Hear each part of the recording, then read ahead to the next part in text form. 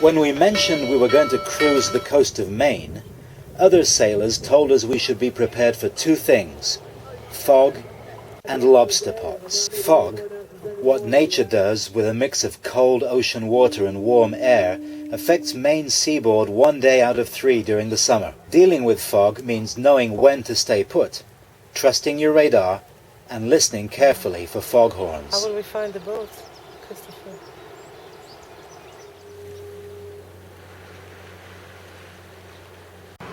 But lobsters are to Maine what wheat is to Kansas or coffee in Brazil.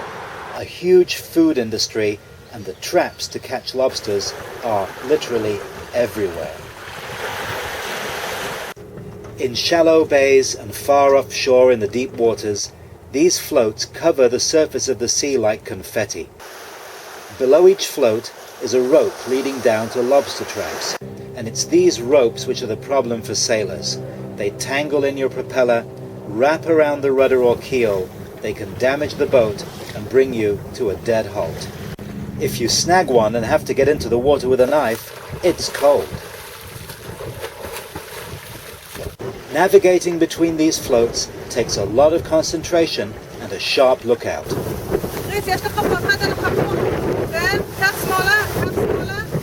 Okay. And when the current is fast, it can pull the brightly colored floats underwater, making them almost impossible to spot. One float does not equal one lobster trap.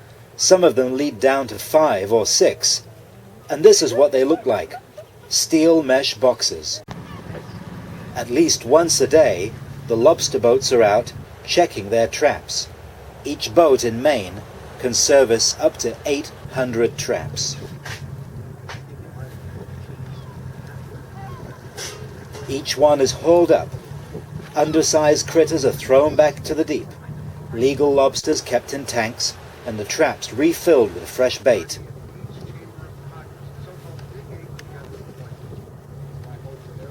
So much bait is used, and so many undersized lobsters returned each day, that this is really more like farming than fishing.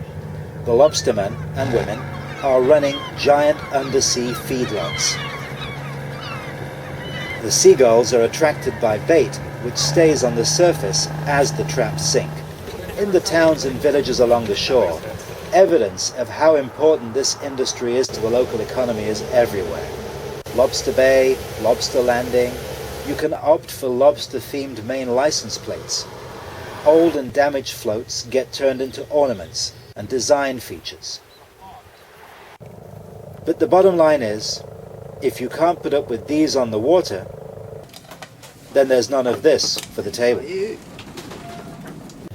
But for my taste, well, at the end of another beautiful day in Maine without fog, I prefer to just sit and look at the view.